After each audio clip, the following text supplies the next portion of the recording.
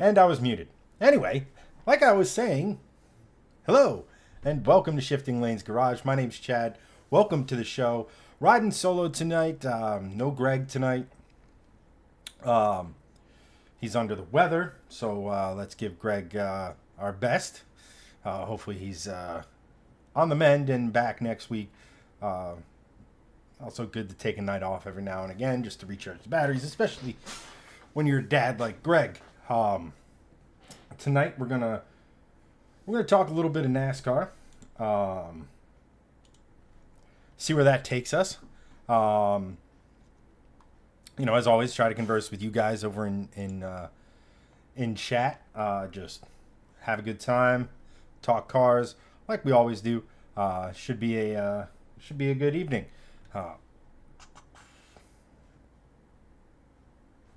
All right, so we're sure at it.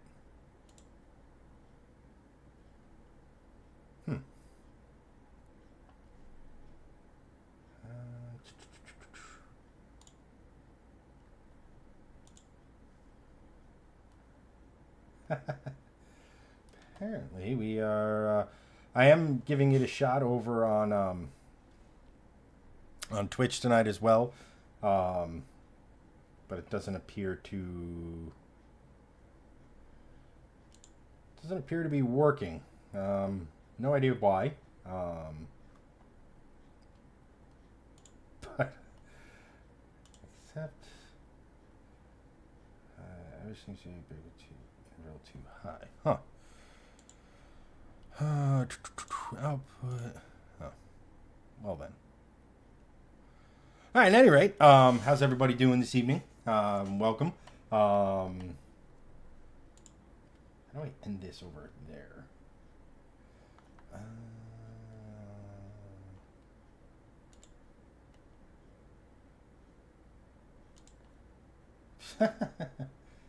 All right, stream. Give it that.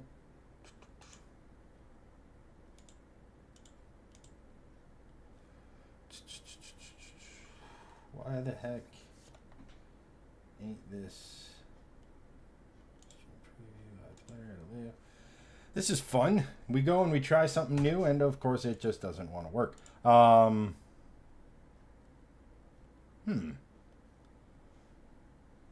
Stream manager. Live. I don't want to fucking mess around with it. All right, who cares? To have any.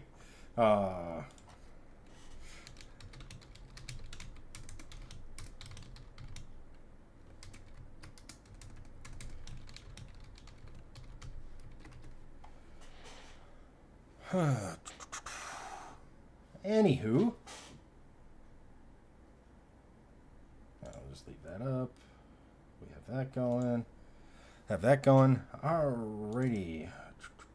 Let's alert the masses.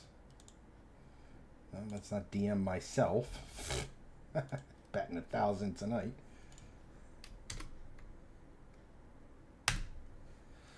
So at any rate, like I said, we're going to talk a little bit of NASCAR. If you've paid attention to the YouTube channel or any of our short form content, we've kind of done some talking about SVG and his recent run of dominance on the road courses in NASCAR, and we're going to dive into all of that sort of stuff. Whether or not he's whether or not it's good for the sport, whether or not this exposes flaws in the current NASCAR system, or if it's just a case of, hey, this dude's basically a cheat code. You know what I mean? He's basically a dude, who is just so much better than anyone else that these boys are going to have to get better, or they're just going to have to learn to deal with the fact that SVG is just going to be kicking their rear ends, and there's a chance that he goes into the playoffs as like the number 1 seed, which is insane. But I also think it. Let me put this. We'll start with this. I do think his dominant run right now is good for NASCAR in the sense of it does actually expose the flaws within the current system. You know, all these oval enthusiasts or what have you are a little bit up in arms because this dude's dominating so much. Um, you know, and maybe, just maybe, this might be the swift kick in the because as much as I think SVG is bringing exposure to NASCAR that might not be NASCAR fans or might be more casuals. I mean, hell, when they're at a road course, I pay more attention to NASCAR than I do at some random ass mile and a half track. But there's some good, not super speedways, not short tracks, your Darlingtons, your Monster Miles where they're going this weekend in Dover. There's some good tracks out there, and of course, like your intermediate tracks like Charlotte, Atlanta, etc. are really cool tracks, really entertaining racing. Whoa. There's apparently an alert. Thank you to whoever just followed. Just gonna hide that because I didn't set those up.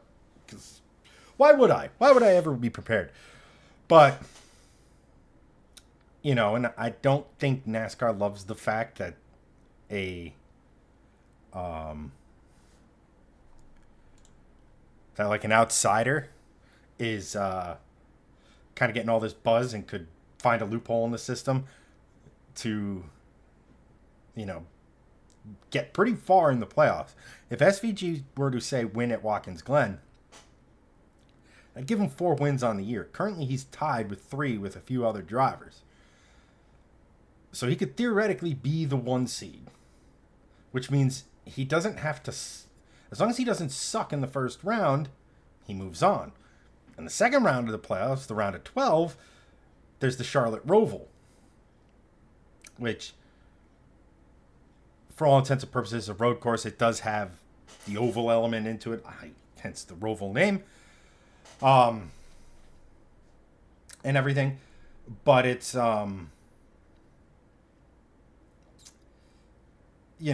he could win there, which would secure him a spot in the 8, and then who knows? You know what I mean? There's a scenario where he's average, wins at the Roval, and makes it to the championship 4, which I think is again, I think this is all ridiculously fantastic. I think it's great for NASCAR, and the fact that you have as far as I'm concerned, there's only a couple drivers in current NASCAR that really are worth paying attention to.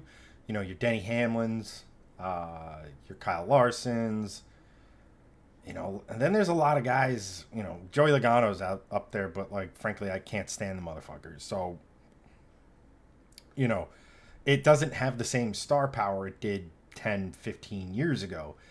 SVG is arguably its biggest star at the moment.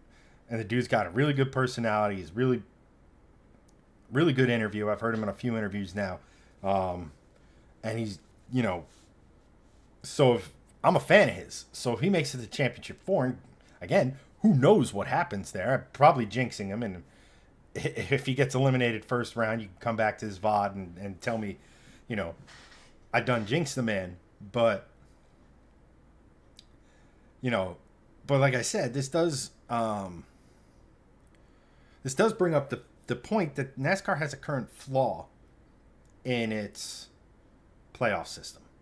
I don't think there's a lot of people out there who like the way it's done currently. This whole concept of winning you're in. This whole concept of championship points for wins and stage wins and things like that. The whole fact that, like, it just doesn't feel like the right way to crown a champion in motorsports. I think Logano said something like, well, every other sport has a playoff system, so why shouldn't we? Because that's not how it's done in motorsports. Like you look at it, you look at guys like Petty and Earnhardt. They won it over a course of an entire season.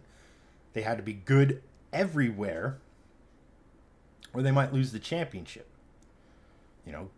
Then you had guys like Jimmy Johnson come along who won under the old system, then won under the original guys, under the chase and everything. And I don't know, I'm not a NASCAR purist by any stretch of the imagination, but, like, in my mind, like, I don't know, but I think people look at the Earnhardt and Petty 7 as more earned than a than Johnson's. Then you have guys like Gordon. Like, who knows how many championships he wins if it stays with the old system?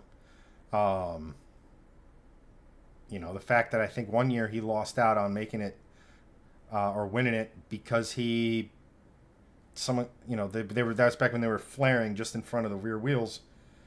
The sheet metal just literally just yanking on it to get that down and dirty, back road downforce.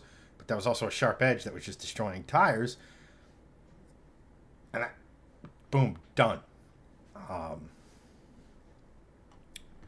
Steve, welcome. Steve goes, Darlington is a track you have to go to at least once in your life. It was so fun there. Yeah, it does seem to have that like old school NASCAR charm.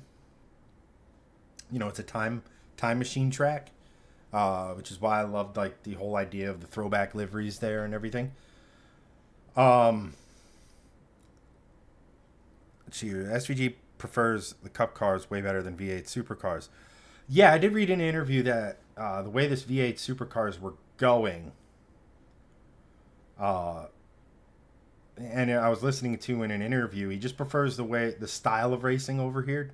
The cars over here, are more driver oriented. The V8 supercars are the closest thing in the world to an American stock car, and even then, they're probably closer to like a true touring car or a GT car. But even so, the Holden team over there was pretty dominant for a while. Not the Holden team, the Red Bull team over there was pretty dominant. What the hell? 888 Racing. There it is. So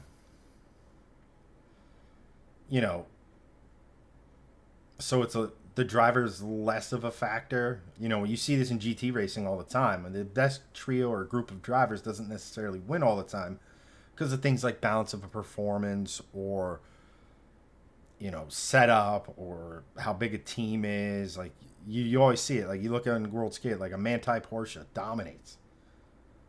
They're always. And then obviously because of their success, Porsches get BOP'd.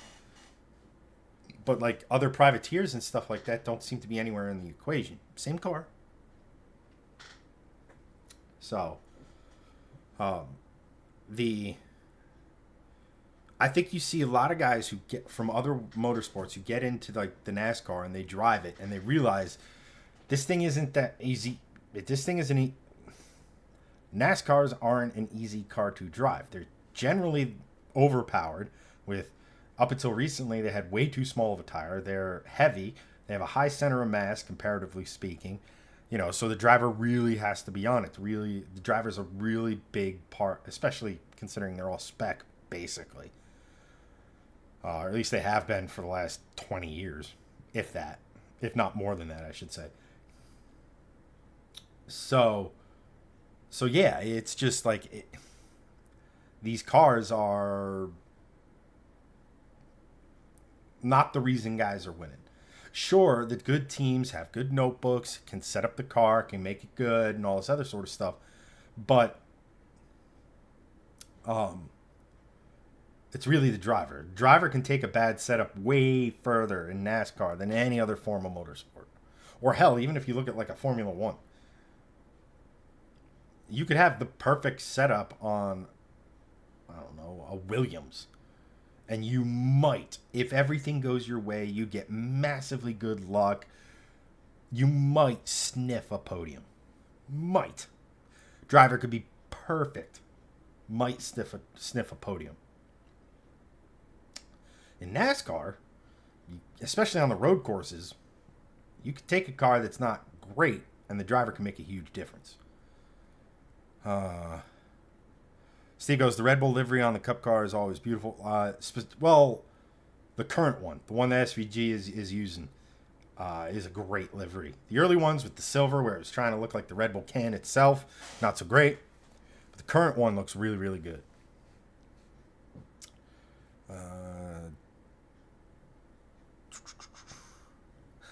Steve goes, it's me. I'm the purest NASCAR fan. I mean, and again, that kind of goes back to what I was saying.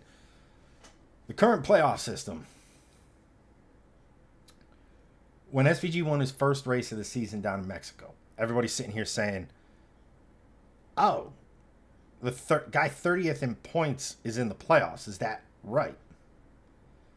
To now, after he wins in Sonoma, everybody's like, dude, this guy's so good, so dominant. He deserves to be in the playoffs. Okay. But like I said, there's a really good chance that he makes it to at least the round of 8, if not, with some good luck, the championship 4. And as much as I love SVG, I'm a big fan of his. I was a big fan of his when he was racing, when he first started getting into like GT cars, driving from McLaren at, say, the Bathurst 12-hour. When he, it's since been broken, but they said he had, quote unquote, the second lap of the gods there. You know, when he set the record for the fastest lap in qualifying. You know, you knew then that he was something kind of special, especially as a, let's face it, I don't even know where to start watching V8 supercars here in the States. And it's probably on at like ridiculously stupid times too.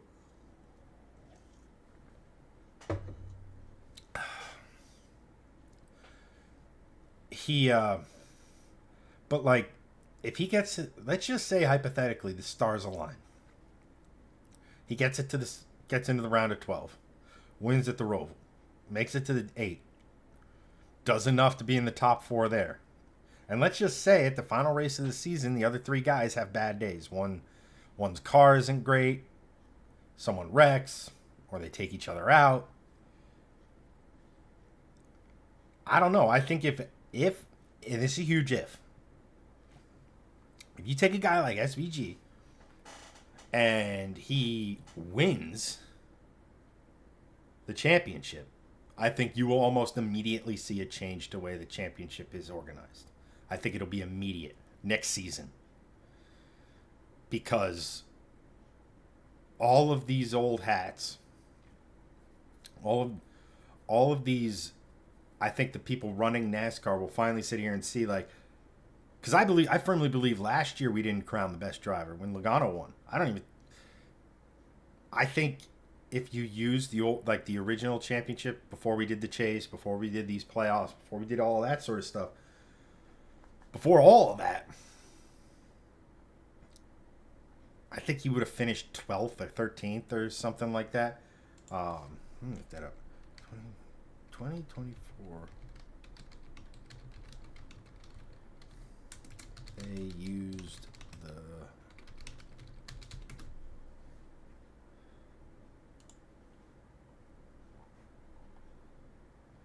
Let's see here. Oh, come on. Yeah, Joey Logano finishes 11th. Not even the top 10. And you're telling me he's the deserving champion? And not for nothing. Under the old point system, they would have gone to the last race and 5 guys would have had a shot, depending on how things fell. So I don't want to hear this nonsense of like, oh, a guy dominates and the last 3 races are an afterthought. That may happen. It may not. So, but I still maintain, and I've heard a couple different options, you know, this notion of bring like the chase back. So they get, let's say, a 10 race chase between 12 drivers or whatever. You know, I would prefer that, you know, and then I heard Dale Jr. proposed that like the playoffs start immediately and one driver gets eliminated or whatever every week. So if you finish stone dead last at the Daytona 500, you're out of it for a championship, which I think is ridiculous given the nature of restrictor plate racing. You know,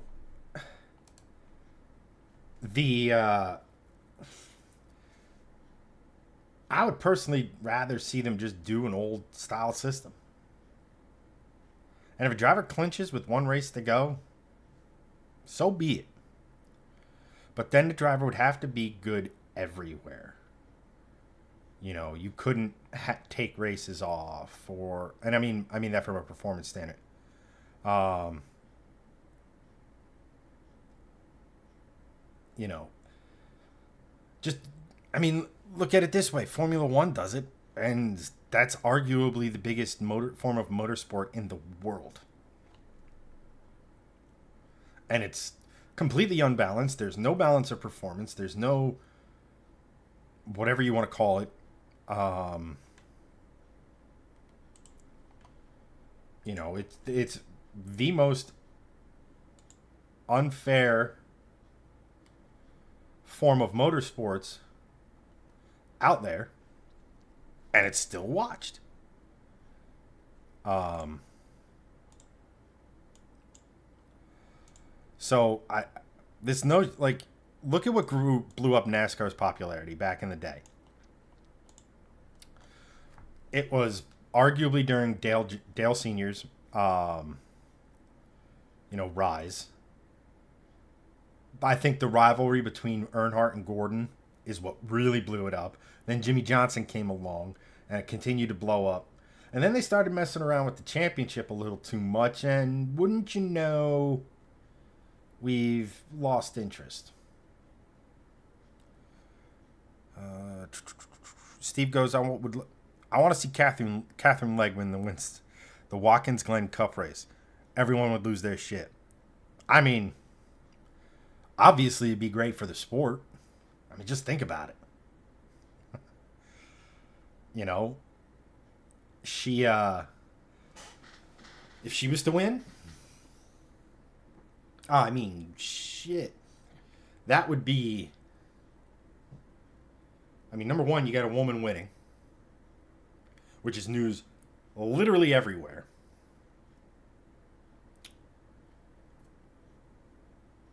And you want to talk about a complete disruptor. Now, can she? And will she? See, I think that if you look at like an SVG, you look at what Marcus Ambrose did years ago. Closest, like we said, the closest thing to a NASCAR is a V8 supercar. In that they're a little heavy. You have to watch out for the tire. You know, all that stuff really, really matters. So,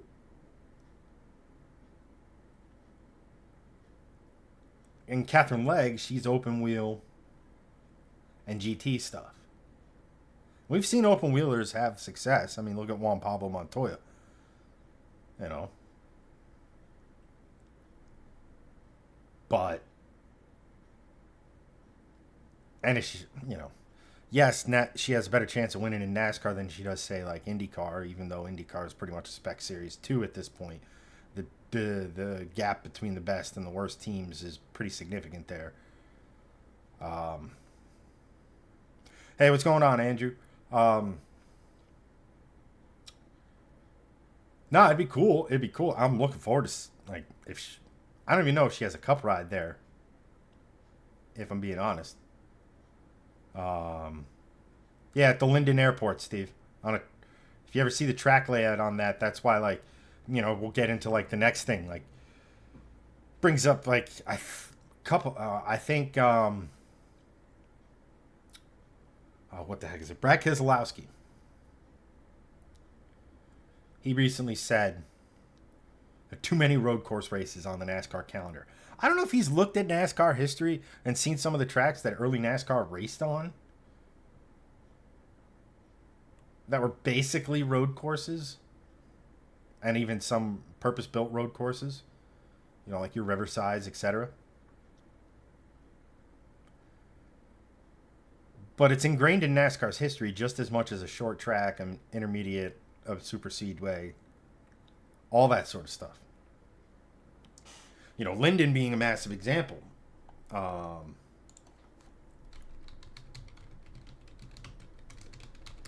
You know, it was, let's see if I can find a track map. Yeah, it was effectively, that was sports car.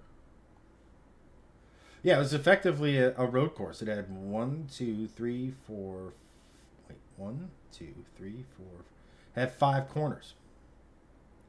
I think the airport's still there. I could be wrong. But yeah, Jaguar won there.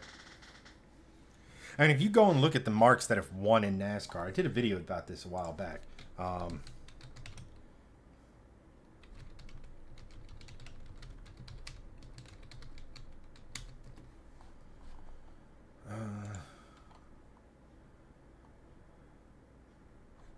That's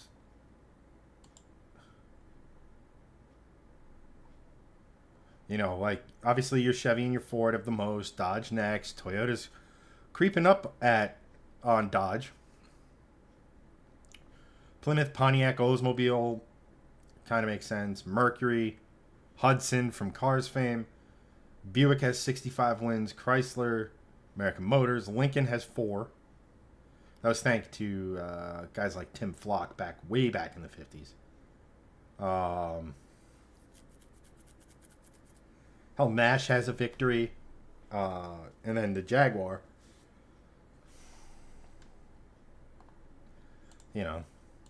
NASCAR has a pretty long history, but I look at it this way.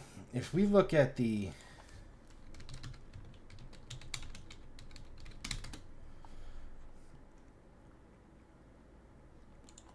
let's see here. If we look at the NASCAR schedule, right? You have your Daytonas. You have Atlanta. You have COTA. Phoenix, okay. Martinsville, Darlington, Bristol, Talladega, Texas. But like Kansas. I mean, okay. North Wilkesboro for the All-Star race, Charlotte for the 600. I get those. Michigan, Mexico, Pocono. You have some decent stuff there, but like, Iowa. Is there a big NASCAR contingent in the Midwest that like whatever, but like okay, whatever. Enjoy Illinois worldwide technology. Huh? Like Indies make sense, Bristol, but worldwide technology raceway.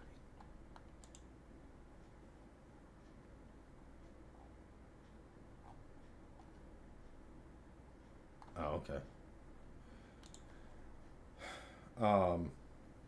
New Hampshire, Kansas again. My point is that there's not a racetrack out there that I'm like, oh, dang, we need to go back to. Maybe in North Wilkesboro, or maybe, we have something on the schedule that, hey, if this track does well, maybe we'll do a full-time race here. But nothing that screams, let me just do all.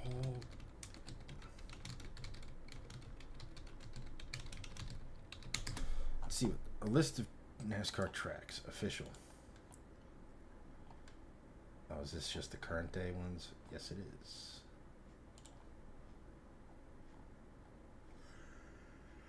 is.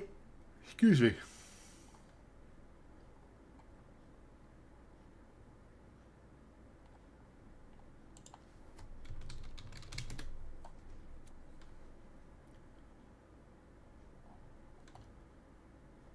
A map showing every single stage problem. Let's go by oldest to newest surface. Alright, Reddit, you're completely useless here. Thank you. NASCAR tracks. One hit wonders. Winchester, Herb, Money. Oh, these are.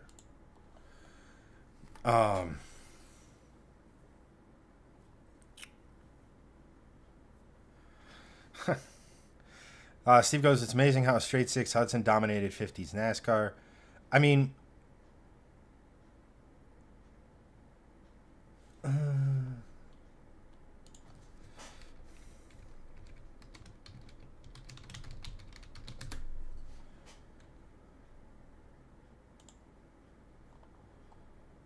let's see here. So 1949, first year of the Cup season, Red Byron, great story. Video on the channel. Check it out. Won an Oldsmobile. He had won the year prior in the modified division too, before the strictly stock came around. But then in 1950, Bill Rexford won again in an Oldsmobile. Herb Thomas won in 1951 driving a Plymouth, a Hudson, and an Oldsmobile. Tim Flock, who won the first ever NASCAR Cup race at Charlotte, I think. Memory serves. He won in a Hudson. Herb Thomas in 53 in a Hudson. Lee Petty won in a Chrysler and also a Dodge. Tim Flock in 55, Chrysler Chevrolet. Weird combo. Buck Baker in 56, Chrysler Dodge and a Ford. Buck Baker in 57, Chevy. Lee Petty, Olds. Lee Petty, Olds and Plymouth. But I mean, I think back in the day, straight eights were also really good. Steve goes, bring back the beach races. I don't know if anybody's going to do that. I would love to see them go. I remember when they were doing the dirt races. I think that's cool as hell. Bring that back.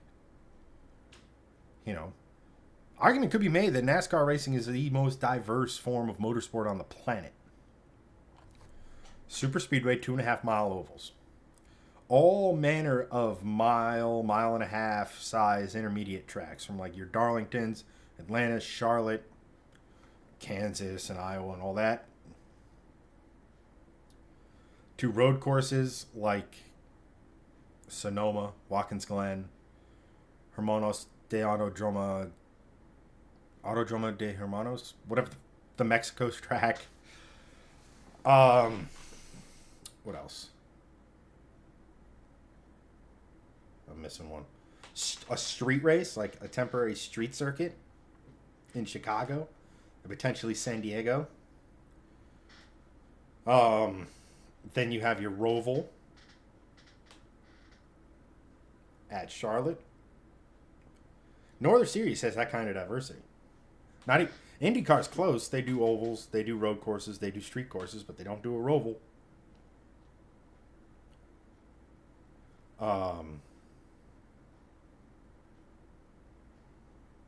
You know, obviously the crux of NASCAR are the ovals, and it should be.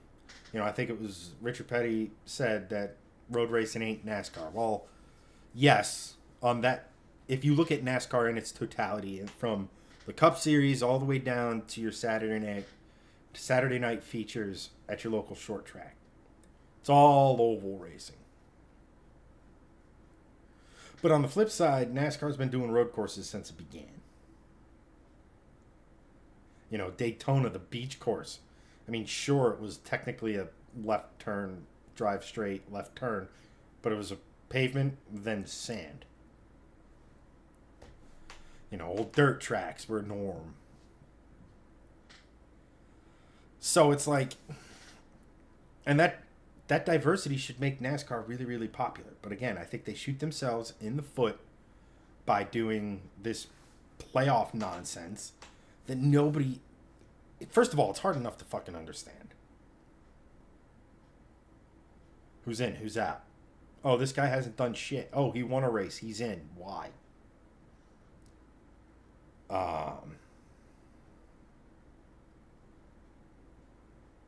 You know...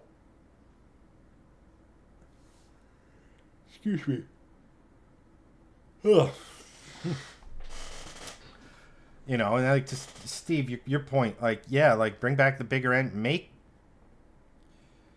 you know, they need more power. They need to be able to, they need to do the aero packages to where on a super speedway, you're not immediately 15 mile an hour slower than everybody else if you pull out of line. That shouldn't be a thing, like, ever in NASCAR. If you have a run, you should be able to maintain that run. And the only reason you got that run is because of drafting. Guess what? Drafting happens in every single form of motorsport. All of it. Maybe not, you know, your dirt track stuff, but I don't know enough about it. I'm sure there might be an element to it, but you're sideways, so who knows? But It's the whole point of DRS in Formula One, to maximize what the draft, or as they call it, the slipstream. You know, at Le Mans, you see it all the time. All these cars, they're not geared for their top speed by themselves. They're geared for the top speed when they're behind someone. You know, NASCAR, IndyCar, it's massive. Road, street, and ovals. So why can't NASCAR's technically speaking, the most technologically advanced NASCAR to ever exist, why the hell are they insisting on making it awful? It sucks on super speedways. It sucks on short tracks. It's okay on road courses. You know?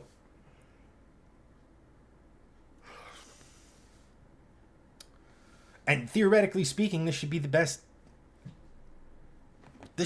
road course car NASCAR has ever had. I mean, shit, they turned it into a Le Mans car. Or more specifically, they converted it so it could race at Le Mans and was faster than the purpose-built GT cars. Well, not purpose-built, but you get the idea. Cars that were built to do Le Mans, to do endurance racing, to do road courses. And they were getting their nose kicked in by a modified NASCAR. Great documentary on Amazon. If you haven't seen it, I highly recommend it. You know, so it's like the potential for the car is there. It's just, I don't know if it's this fascination with fair racing or what, but give the car 700 horsepower. Have them not be so, take drag out of the car. You know, the best car to race on all tracks shouldn't be the feeder series car. Shouldn't be the Xfinity car. And according to a lot, yeah.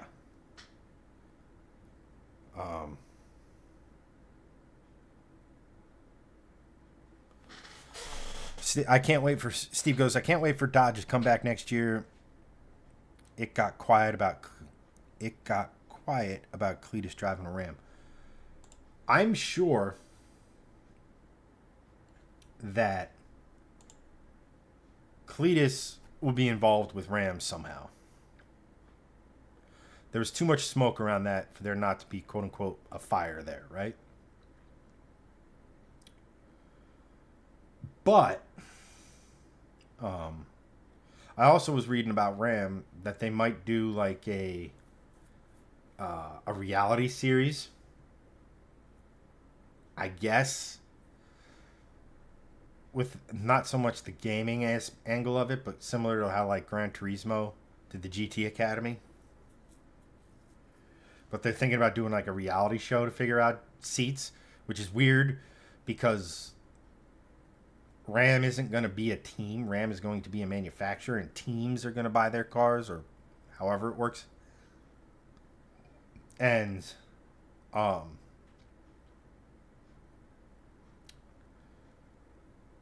so is Ram going to tell the team? And in that case, it's probably going to come with some money behind it, because that's, newsflash, that's how a lot of drivers get seats. A lot. Unless you're a generational talent, you're bringing money somehow. You know, whether it be in the form of, hey, Jim Bob brings a Dollar General sponsorship to whatever car he drives.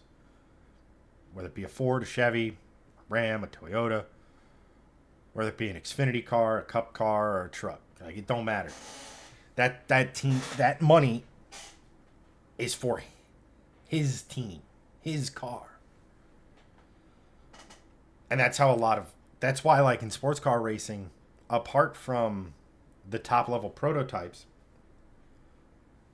and even there's some element of it, unless you're a fully fledged factory backed program and team. And even then, if you can bring money and you have decent pace, you're probably going to get a seat. But in sports car racing, the LMP2 field, gentlemen drivers. GT field, gentlemen drivers. Now here in America, we do have a pro manufacturer backed GT class. Same rules as the Pro-Am class, just they can run as many pro drivers as they want. But again, even then, a lot of those guys have connections to sponsors. You know, so, and like look at Formula One is almost the same thing. If you look at like, there are guys who brings, these are supposed to be the best in the world, and yet, you know, Lance Stroll continues to have a seat. And the only reason he ever got a seat was because Daddy bought it for him. Obviously, he had to get a super license, which means he's of a certain ability level. But he wasn't the best for the job. He was just the guy who was going to keep the lights on the longest. And if Force India wasn't run by, well, a crook, you know, does Daddy continue to buy the team? Who knows? Oh, excuse me. But like, bringing it back to like NASCAR and stuff, like NASCAR's biggest problem is it lacks personality, in my opinion. There's no, not that you could ever recreate Dale Earnhardt, but there's not even like a Dale Earnhardt Jr. There's not a Jeff Gordon. There's not a Jimmy Johnson. There's not a, hell, even a Tony Stewart, or to a lesser extent Kevin Harvick, or, I mean, Kyle Busch is the closest thing, but he's in the twilight of his career. I mean, let me just see here. NASCAR standings. You know, like Chase Elliott, I mean, he has the name, but like, I don't know, kind of his personality of a shoe. You know, like, you know, you have a lot of these guys haven't really come up and shown that they're, oh,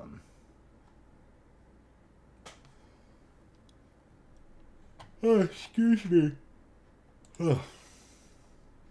That they haven't, like, and I get it. If you try to force personality, you end up looking like a tool. And I also think NASCAR suffers from a problem of, like, the sponsorship stuff has gotten, like, way too corporate.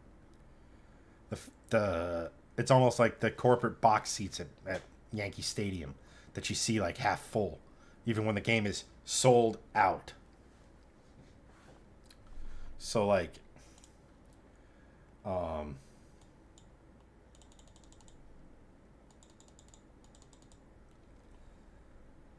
it's, you know, like, I'll be perfectly honest. When I was the biggest fan of NASCAR, it was during the it was during the Jeff Gordon days, the Tony Stewart days. I remember being a big Tony Stewart fan because he came from Indy, which I thought was cool. Not that looking at him, you'd ever, how the hell did that dude fit? He was a good IndyCar driver. IRL, I think, at the time. But NASCAR was booming, and that's where the money was. That's where he went, and he was a personality. May come across as an asshole every now and again. But that was, you know, you knew it was genuine. Now all these guys, I think a lot of it has to come from sponsorship. They don't want to upset their corporate overlords. Which, fine, I get it. It's better to be kind of vanilla down the middle.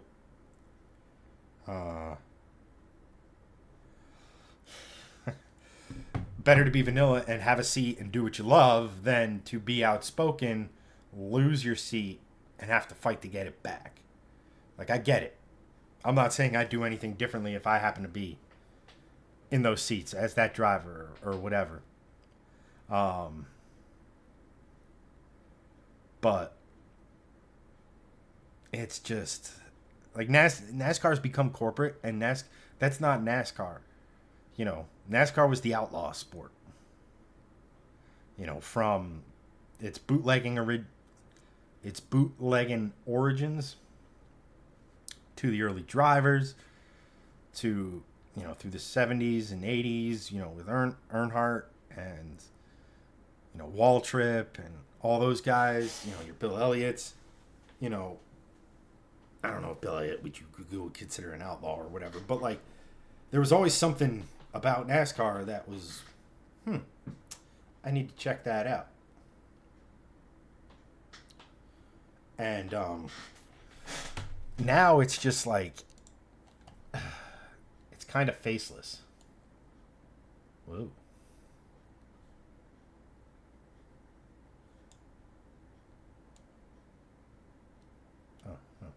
Interesting. Sorry, playing with FOV here. Okay, I should stop messing around. Hey, Sean, what's going on, my man? Better late than never. It's all good. Unlike yesterday when we pushed the stream back and I didn't tell you or notify you, you knew about tonight. I'm just fucking around. We all got shit going on, and the fact that you're here now is good. Yeah, it's been here for 3 weeks, my dude. We each have one. So Hanson got the one directly from YouTube because he runs that channel at the moment. But they give you the option to buy additionals, and that's what Greg and I did. So I'm hoping that I can make a really big push to get the second channel close in Q4 of this year, going into next year.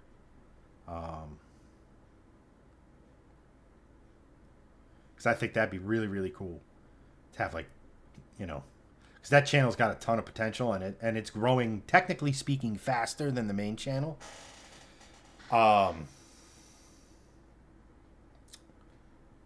So, but it's at current pace, it's a few years away, which I'd like to fix that issue.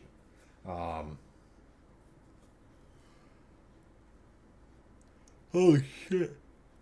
Yeah, Shift the Lanes Garage, where Greg and I post our content, where this video is currently being streamed to. Where eventually, like when I do rebuild the current Mustang, the videos for that will live.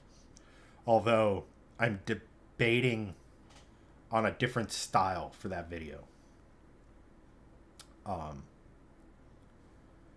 debating doing it in more of a docu-series than a vlog, but I'm not even close to there yet. So, who knows? I have a shit ton of footage that I filmed with the new car that I wanted to get to a point and tell a story with it and not just have it die, which is good, because like if I had started that series right now, we'd be in a holding pattern and any and all momentum that I would have with it would be done.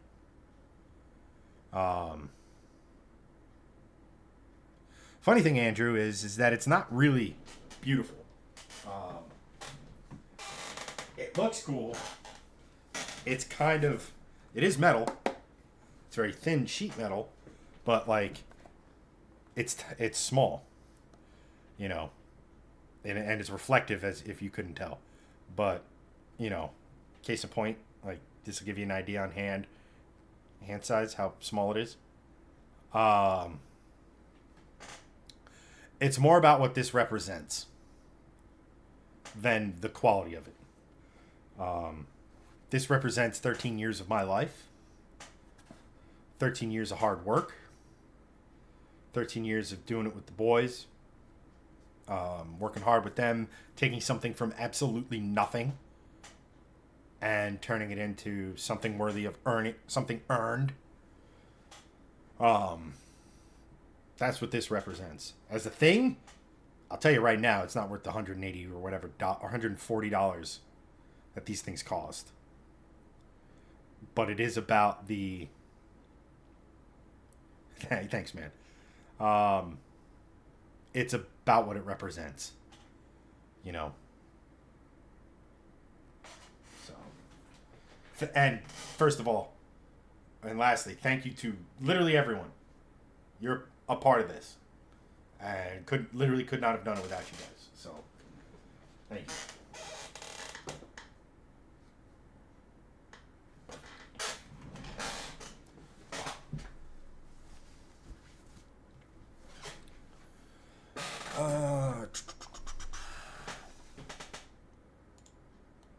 Let's go back to that. Ouch. Now something's in my eye. Wonderful.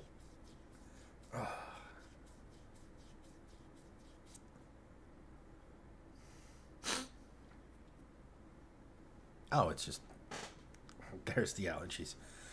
Let's see here. Sean goes, I cleared it with Anthony. When I start doing the stuff with Timmy, it's going to be on the Tetanus and Torque Steer channel. Timmy will basically be the launch for that channel. That is fantastic, dude, because I think there's a lot there. DM me and I'll give you a base outline on videos you should do that require no work. And when I say no work, I mean no actual work to the car. As an intro of both you, the car, Anthony, etc. I'll happily sit down and send it out to you, and help you out with that. And then another recommendation I would have is film everything, and then once you reach a point where like the car's driving, or like a final point, a final goal for the car, whether it be Carlisle next year or whether it be whatever, film everything, store it, edit it as you go, and then release it in a fashion where you have a start, a middle, and an end. As opposed to, for example, if I did the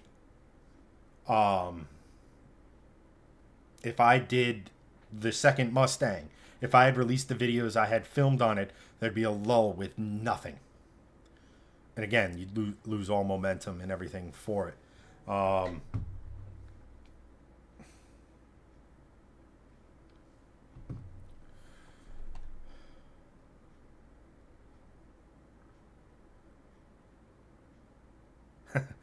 Yeah, Anthony. I mean, there's a lot of shirts that I don't fit into at the moment that I don't wear, because I've let myself go over the last year, which is annoying. Because if I was just mildly intelligent, it would have been a lot easier to lose the weight, that weight, than what I got now. But coming soon, the Shifting Lanes Garage fitness blogs. No, I won't. I won't. I will not be subjecting anyone to that.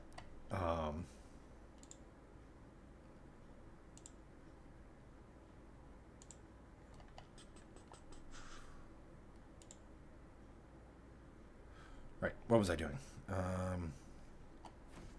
But yeah, Sean. An old Volvo by itself is mildly interesting. I mean, let's face it. If you do it right, if you make sure the right people are, if you do it in all the usual suspect channels and everything, there's a large base who are going to be looking for it, content-wise.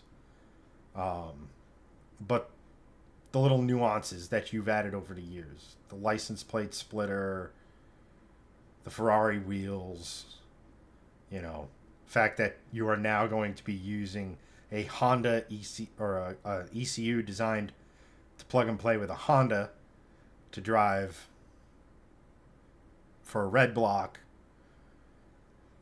The fact that you have future plans for it with the LS, although you probably could just K-swap it.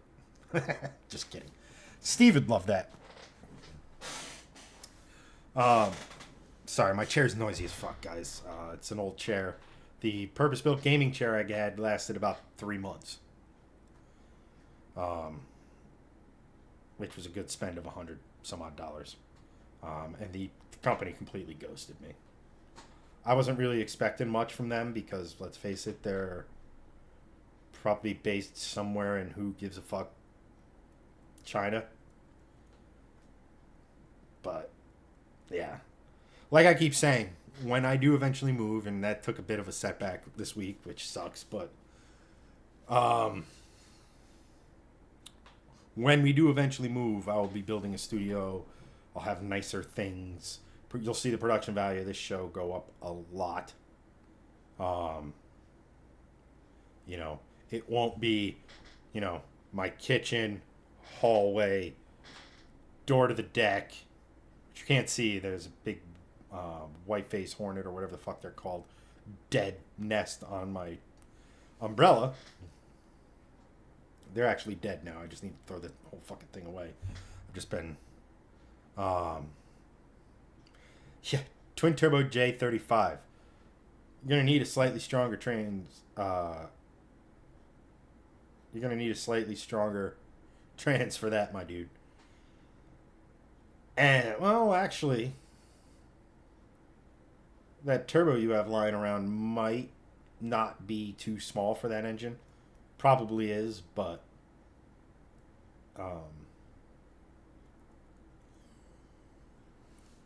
holy crap.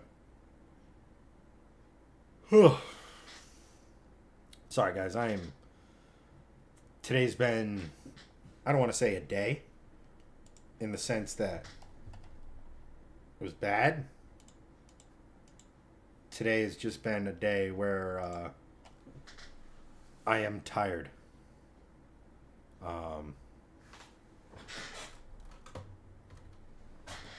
There we go. I can be comfortable and talk to you guys now. Just mount the turbo further away. Oh, you are hell bent on bending a rod in that LS. Picture on this. Not bad, actually. Huh. How far does this go? Compensation.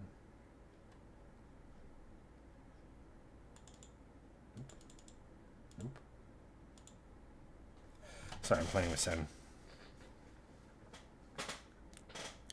Nah, just mount the turbo further away. Pull the turbo on a trailer and flexible metal piping to it. Did you not watch... Still zoomed in? No, I'm just an idiot. There we go. Did you not watch the Cletus video with what you call it? The last iteration of Mullet 1.0, where he basically had the turbo go around at least the entirety of the car, if not a lot further than that.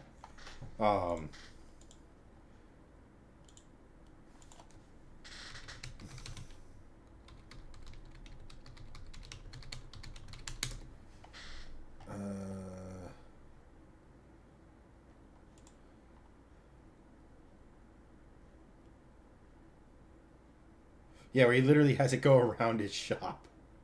Out one door. Oh my gosh. For a boost caboose form.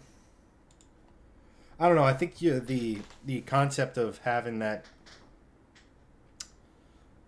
high-ish revving 5.3, or as you could just say it, 327, sounds cooler than 5.3 in my estimation. Motherfucker. Ugh.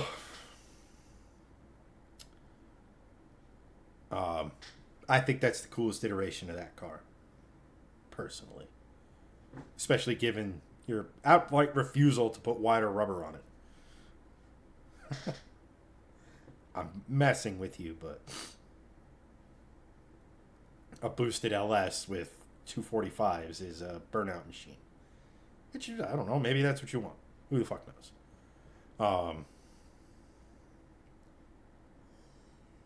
Jesus. God damn it.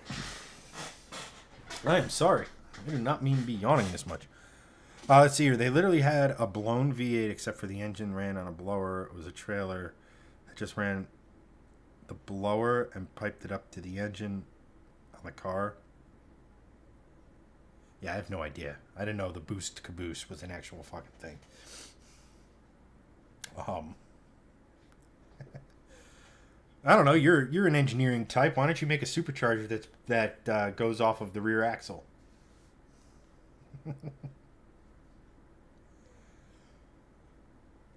Oh shit! All right, guys. Like I said at the beginning, when pretty much all of you weren't here, um, this is going to be a little bit of a shorter one. Pretty gassed. But we will be back regular service hopefully next week.